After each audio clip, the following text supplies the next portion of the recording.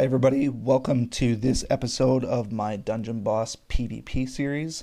By popular demand, we are going to look at some options for taking out the notoriously difficult Shade.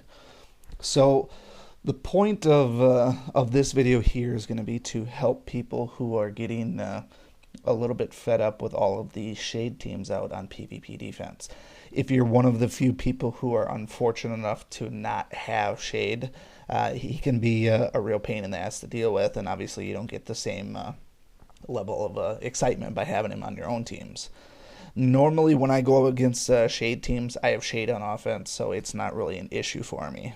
But being that he is probably about the only VIP hero left, let me go into the portal once here.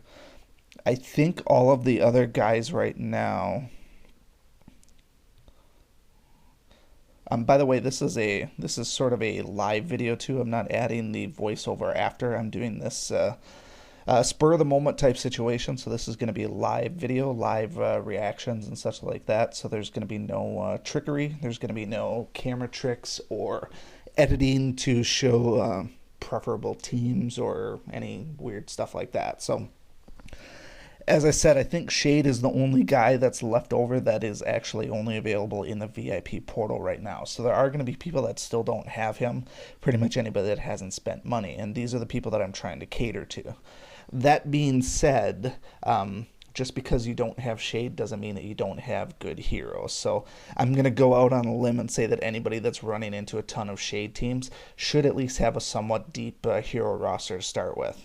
So I have all of the heroes unlocked. They're not all 6-star, except for Grognog. I don't use him yet. I'm waiting to actually unlock him, but that's a whole nother topic. So let's get into the actual PvP then. So when we fight Shade, Shade is kind of a beast in his own right. If you've seen any of my other videos, you'll know that I enjoy Shade thoroughly. He's probably one of my favorite heroes because he's extremely versatile and he can do a lot of different things. That being said, I also feel like Shade is extremely predictable. So I know some of his skills seem like they're heavily overpowered, and they probably are, especially if you're at the helm and using them. But when he's on PvP defense, he can be pretty predictable. So when you go into a PvP fight and you're fighting against Shade, you're not just fighting against Shade. You're fighting against Shade, you're fighting against Shade plus his other allies, you're fighting against Shade plus your dead allies, you're fighting against the clock, and you're fighting against the random number generator as well. So there's a lot to consider when taking on a Shade team if you don't have a really ruined out team to start with. Usually one that involves Shade, sometimes he can be a difficult one to take down. But there are methods to defeating him and defeating him regularly. So there aren't any real cookie cutter teams that are going to go through and dominate every single PvP battle. Obviously there's a few that a lot of people use. Zen Kozar is probably one of the most popular ones in all of PvP right now. But it also requires that you have a pretty beefed up Kozar. If you don't have him at 6-star, he's going to be less effective.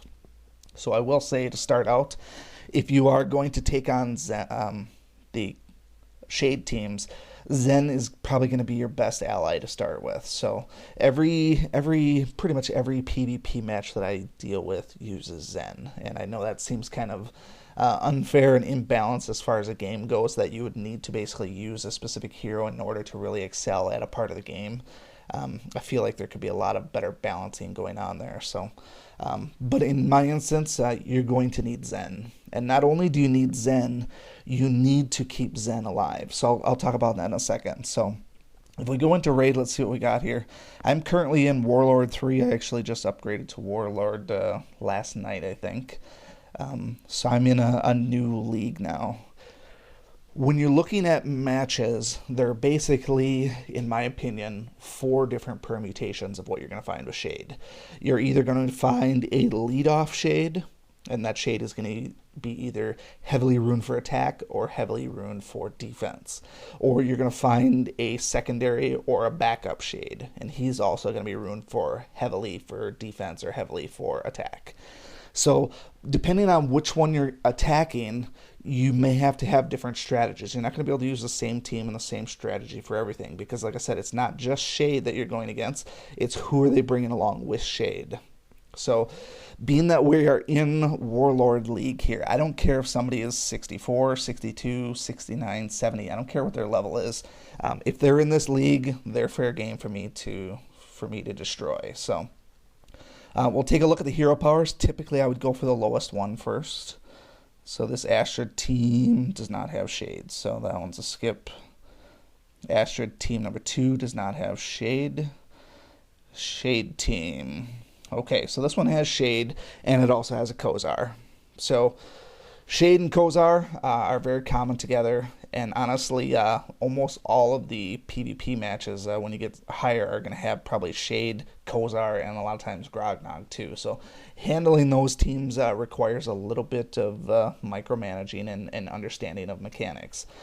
So first things first, when you go into a match, figure out what you're up against first. If you go into any match, even if you have a cookie cutter team that tends to dominate, look to see what you're up against. Now, being that this guy is 64, I feel like whatever I put against him should be able to overpower him kill-wise, but that doesn't mean that Kira is not going to come out and totally wax me. Same thing with the Shade. He might do some serious damage and throw me off my game.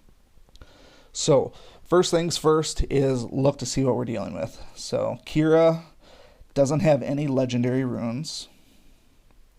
Precision, battle, power, and precision. So if you don't know your runes very well, go into the rune crafter or go into your rune stockpile, look at some of the runes based on their description and find out what the common traits are.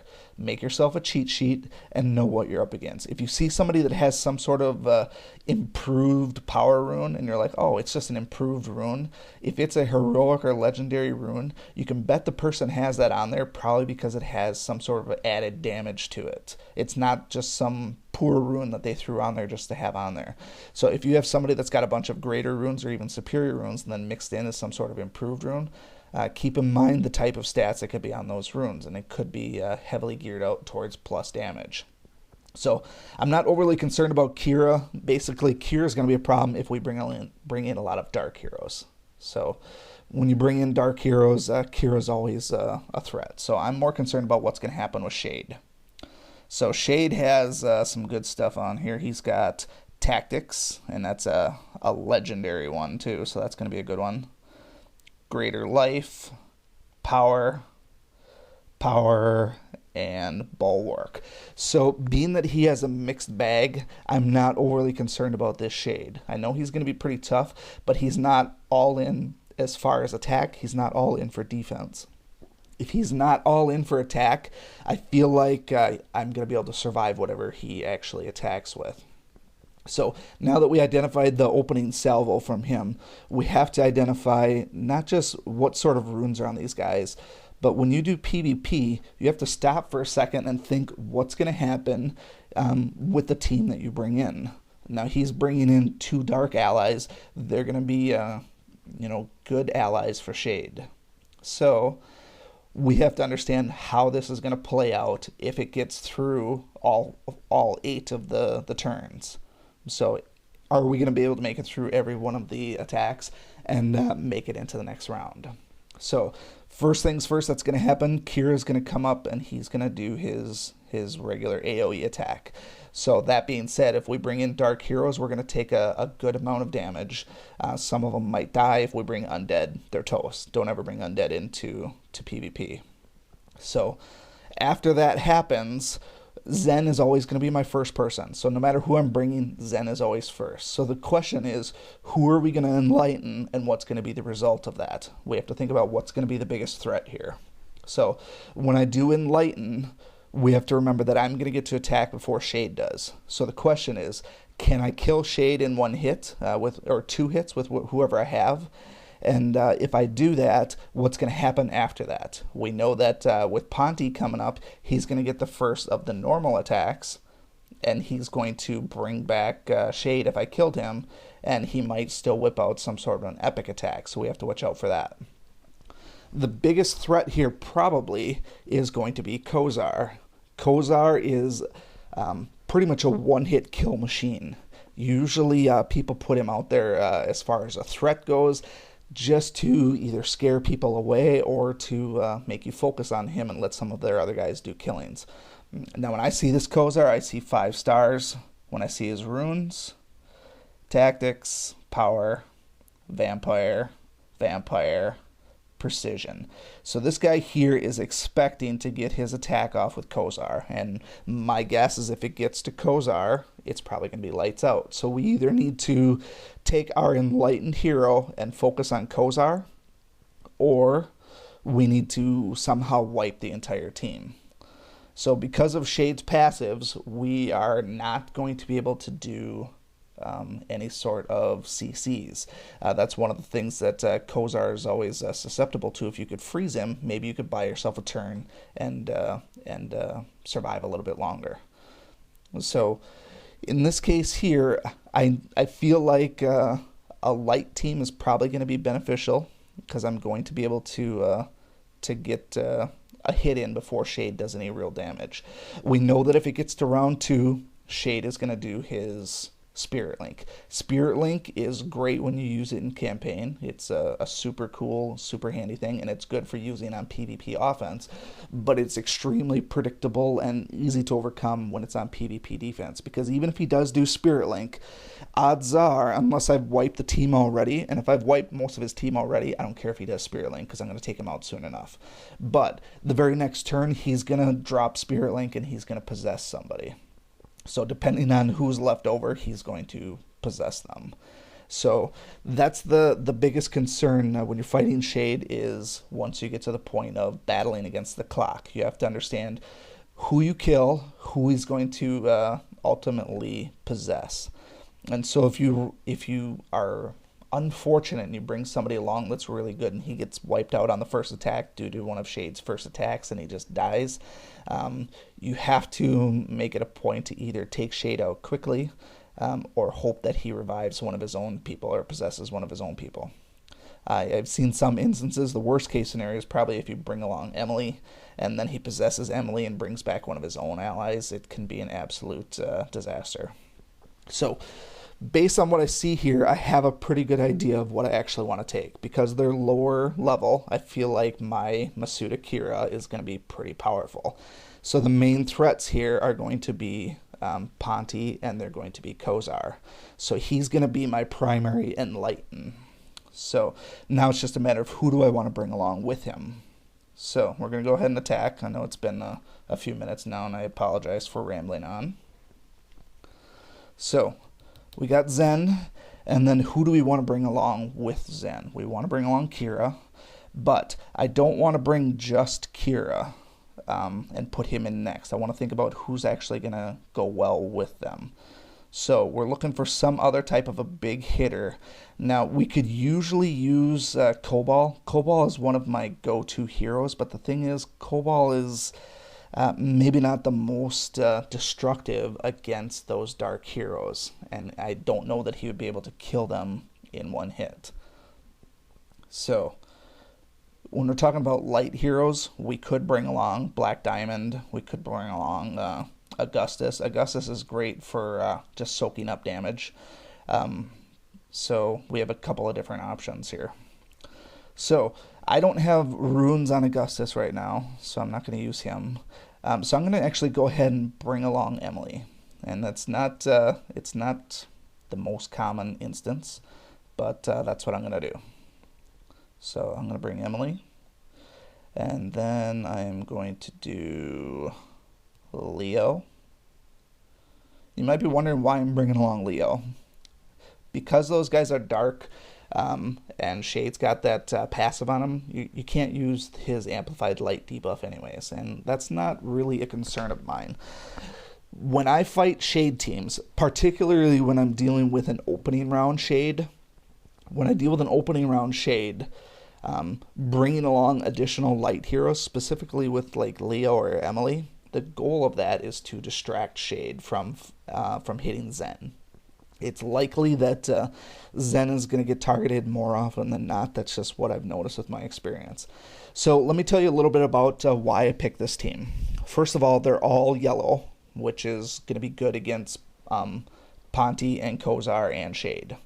So the routine that I'm going to go through here is I'm actually planning on using Zen to enlighten Kira. I'm going to be able to do an AoE attack and do some pretty decent damage on all of them. And then I'm planning on attacking Kozar with Kira's second attack. And I'm hoping those things together will actually kill Kozar. And if Kozar dies, then I feel like I can soak the rest of the damage. Leo is in there for two reasons. One, he makes a great taunter. He's actually pretty decent at taunting when you put some runes on him. And two, if somebody else dies before Leo, if somebody dies in this opening salvo, Leo's going to bring him back at the end. And probably most importantly, and this is why I bring Leo along for a lot of Shade attacks when I'm not using Shade myself, like this video is indicating here. Leo has a passive that prevents Dark Heroes from getting the bonus damage. So that extra 45% or whatever it is from Blessing of the Seeker and just the elemental advantage, they don't get any of that. So it's a way for you to help your Zen survive, and your Zen needs to have the highest possible health and defense you can get, as much as you can muster. His only purpose is to survive for enlightenment. He's not there to dish out major heals. He's not meant to attack. He's just there to make sure you get your enlightenment off. And against an opening salvo against Shade, a lot of times that can be a tough task. So plan is to enlighten Kira, and then after that we're going to use Leo to taunt, and Emily's just kind of there to hopefully soak up an attack from Shade, and at the very least I could maybe throw out a res out there as well. So let's jump in. Like I said, this is a live fight here, so I haven't rehearsed this. I haven't planned on it. Just stupid dungeon boss just got better. Okay, stand by. Sorry about that. Like I said, this is a live video here. Hopefully that raid is still available. I've found that they've been pretty good about that. Those raids tend to stay on there a very long time.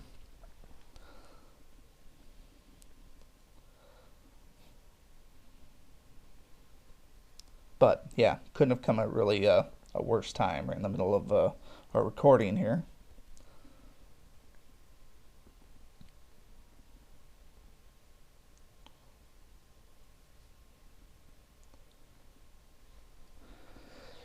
And downloading new characters. There can't possibly be a new character at this time or a new dungeon. I wish they would update the tooltip for that and just say we're fixing something, preferably, some sort of balancing. But it is what it is. Mobile games are mobile games. They're meant to make money. And, if they happen to offer us some enjoyment as well. Should be just a moment now here. Normally I would edit some junk out like this, but being that this is a live recording, with the audio being added on after it and over the top of it, it's obviously not going to line up the best. So you just get to witness a fun little incident here. Alright, so here's our Shade team, and yep, it's the same one. Alright, let's take this guy down now. Sorry, Vixie, but your time is almost up. So, Emily, Leo. You might not think that Emily and Leo can do damage and that this team is doomed to fail, which it very well might be, but I know how powerful my Kira is, and I know with a little bit of extra defense and a possible revive from Emily, I feel like if this one goes 3 or 4 rounds, I feel like it's going to be advantage me. If Zen dies from the opening Kira, probably toast. If I don't kill Kozar on the opening round, probably toast. I don't think Shade is going to one-shot anybody, so I'm pretty confident there. But if this was a level 70, yeah, Shade might take his pick and destroy somebody. So Kira did about what I expected. So my opening gambit is going to be successful. I'm going to throw my Enlighten on Kira. If Kira would have died somehow, I would have enlightened Leo instead, just to get a taunt. So the goal here now is hopefully Kira does enough damage to take those guys down. And because they're lower level, I expect their defense to not be as high. So their attacks might be good, but this is exactly what I was hoping for here. So now we have a couple of things that we can do. And I already told what my original plan was, but the smart play here, honestly, is probably going to be to kill Ponty, because Ponty's going to do his AoE attack, and Shade's going to attack with him. And I have no idea who he's going to target, and I have no idea what the result's going to be. The downside to that, and here's where the Shade Kozar team comes in. Basically, because none of my team died yet, if I'm not able to kill Kozar, he's going to do his home run, and who knows what's going to actually happen there.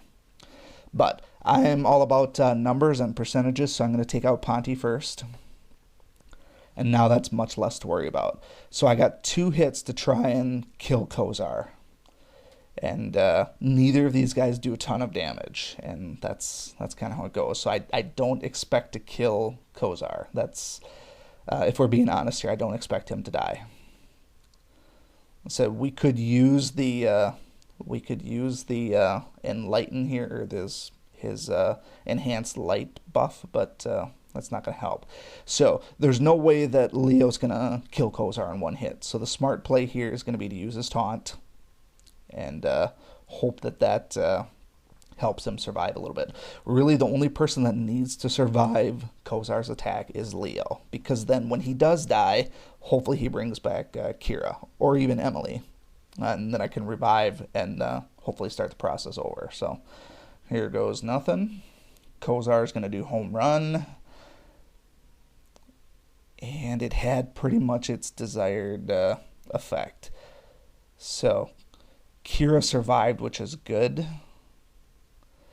Now we are in a tough spot here because we have to kill Kira, but we also don't want lifesteal coming up. I know that I can one-shot the dead Ponty, but then Kira's going to do his dim mock, and that will probably kill me because I have lower defense.